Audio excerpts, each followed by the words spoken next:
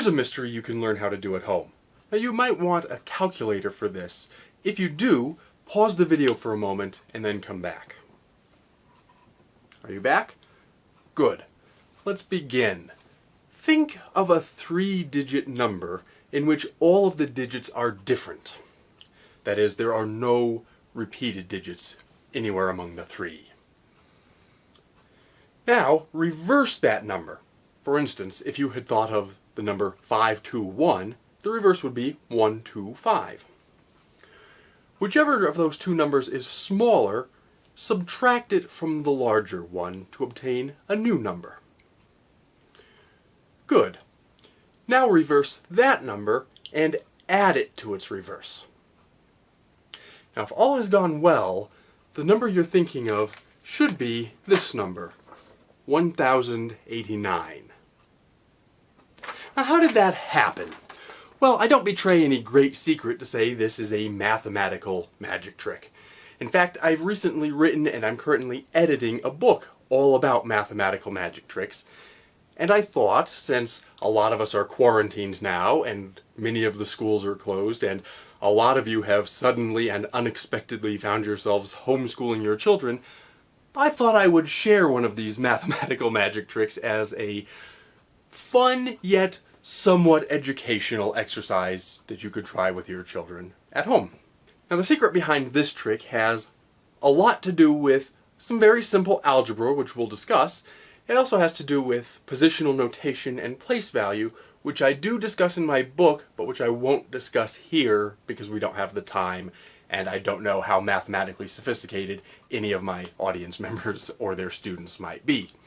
So what happens when you think of a 3-digit number, reverse it and subtract, and then reverse again and add?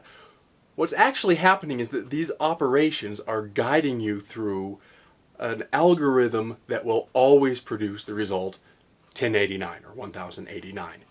Here's how it works. We can think of each of the digits in our original 3-digit number as an integer multiplied by either 1, 10, or 100 depending on its place value.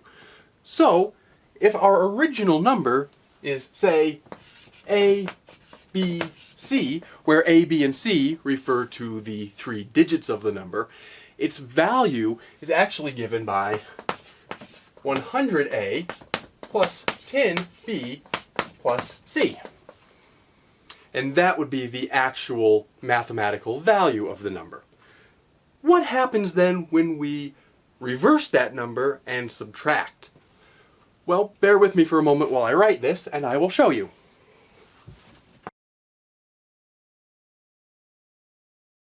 So what's happened here is we've taken the absolute value of 100A plus 10B plus C and subtracted the absolute value of 100C plus 10B plus A. The reason for this reversal is that when we reverse the digits, the original ones place, C, is now the hundreds place, 100C. When we subtract these, the 10B here and the negative 10B here, because our subtraction distributes, will give us this result.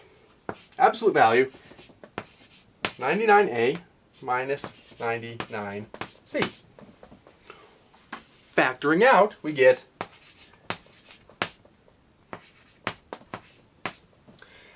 99 times the absolute value of A minus C. So what's happened here? Well, we're getting a multiple of 99 no matter which values we chose for our original 3 digits. And we know that this is going to be an integer multiple of 99 because the absolute value of A minus C, whichever values of A and C we chose, will be an integer. So what are these multiples of 99? I have a list of them. They are 99, 198, 297, 396, 495, 594, 693, 792, 891, and 990. Now notice that 99 is the only 2-digit number among those, so if that is the number, instead of writing just 99, we write 099 to make it a 3-digit number. Now we notice that in all of these cases, the middle digit is 9. And the two digits on both sides, the first and third digits, sum to 9 when they're added together. So what happens when we reverse this number and add it to itself? Well, we're getting 100 times 9 plus 10 times 9 plus 9 plus 9.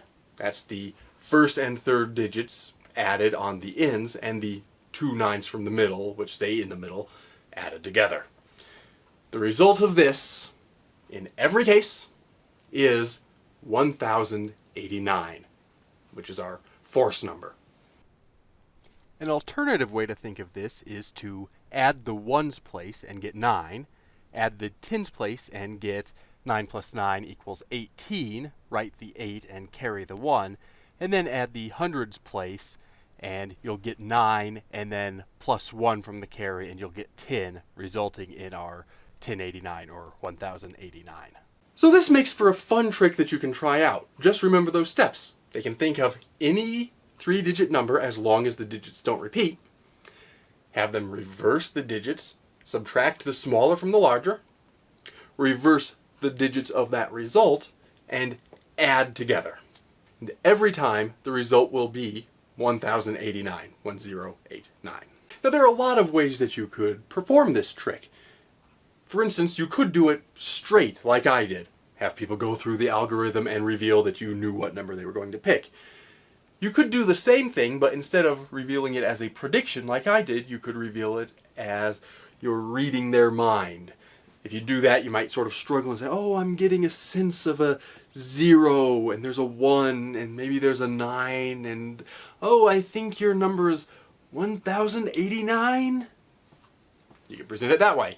A particularly fun way to present this could be to find a long book, one that has more than 1089 pages. Go to page 1089 in that book and take a note of the first word on that page. Write that down as your prediction. Then go through the performance. Have somebody follow the algorithm. They get to their number. It's always going to be 1089 because that's the way it's set up. And then say, go to such and such a book and look at the first word on the page with the number that you came up with, 1089. They look at the book, they look up at the first word, and then you can reveal your prediction was that word. So that's a good example of a purely mathematical magic trick. It's a fairly simple one. It's very old and well known to magicians all around the world. That doesn't mean it's not still fun to do, and it doesn't mean you can't dress it up and turn it into a great trick. If you're interested in this sort of thing, please subscribe so you can stay tuned, and as soon as my book is finished, of course I'll make an announcement. I'll let you know when my book is out. I'll tell you when and where you can get it. If you like this sort of thing, my book is filled with tons of this kind of magic and this kind of math.